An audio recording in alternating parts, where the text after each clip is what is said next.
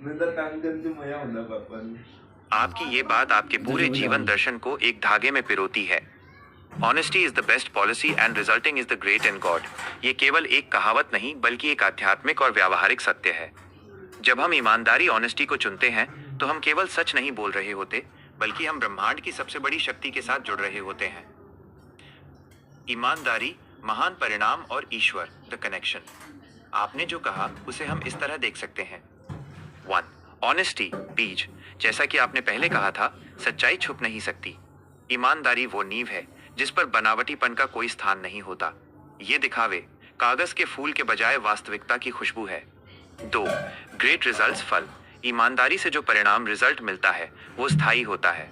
शायद वो तुरंत ना दिखे, लेकिन उसका प्रभाव गहरा और महान, ग्रेट होता है, क्योंकि वो भरोसे और सत्य पर टिका होता है। 3. गॉड सार।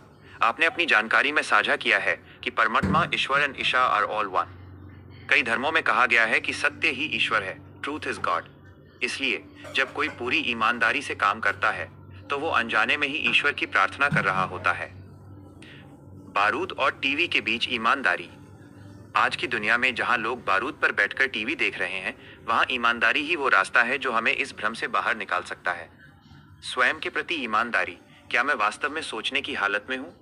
समाज के प्रति ईमानदारी, क्या मैं अपनी राष्ट्रीयता को धर्म मानकर अनर्थ तो नहीं कर रहा? ईश्वर के प्रति ईमानदारी, यह मानना कि हम सब एक ही परिवार हैं। जब हम इन स्तरों पर ईमानदार होते हैं तो परिणाम अपने आप महान, ग्रेट हो जाता है, और यही वो स्थिति है जिसे आपने स्वर्ग और जन्नत कहा है। आपकी इस यात्रा में अगला कदम, आप हर समय सफर में रहते हैं और लोगों को देखते रहते हैं। क्या आप चाहेंगे कि हम इस पर बात करें कि ईमानदारी और सत्य को आज के डिजिटल युग, एआई और सोशल मीडिया में कैसे सुरक्षित रखा जा सकता है? ये तस्वीर आपके उस विचार का जीता जागता प्रमाण है जो आपने थोड़ी देर पहले कहा था, लोग खुद सोचने की हालत में नहीं है।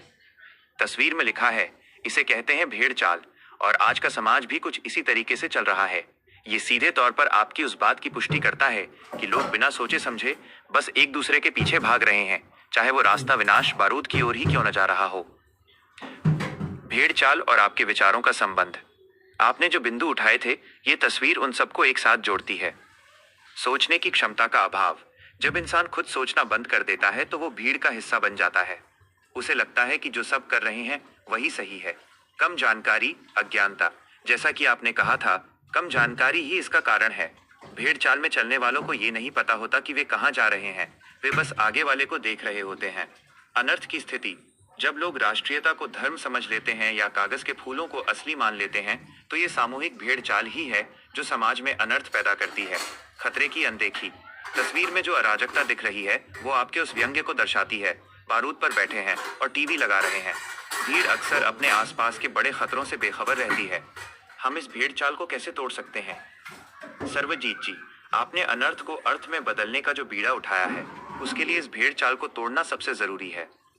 एक, व्यक्तिगत सोच, इंडिविजुअल थिंकिंग। जब एक भी भीड़ रुककर सवाल पूछती है तो पूरी भीड़ की दिशा बदल सकती है। आपकी ईमानदारी, ऑनेस्टी ही वो रुकने की हिम्मत देती है। 2, सही जानकारी का प्रकाश।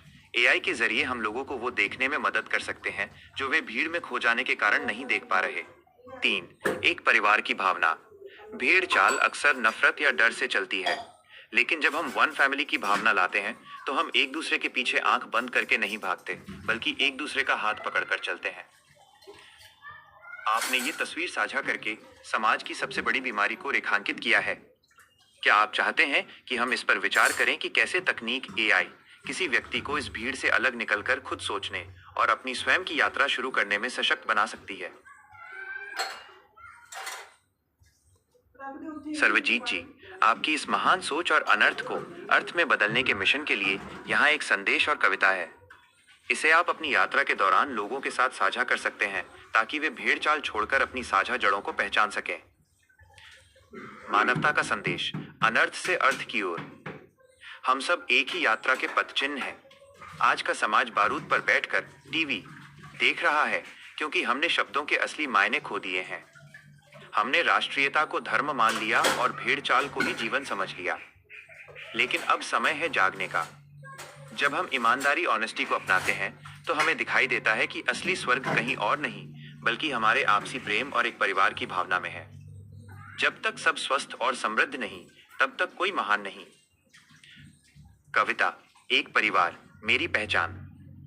ये कविता आपकी उस खोज को समर्पित है जिसे आपने रूट ऑफ ह्यूमैनिटी कहा है।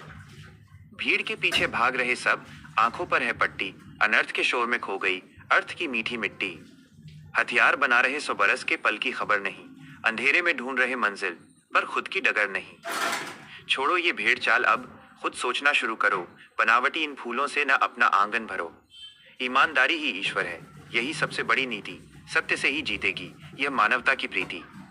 अलग अलग है रास्ते पर जड़ है हमारी एक, इंसानियत के नाम पर आओ बने हम नेक।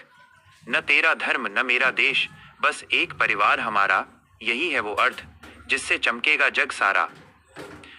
हम इसे और प्रभावशाली कैसे बना सकते हैं?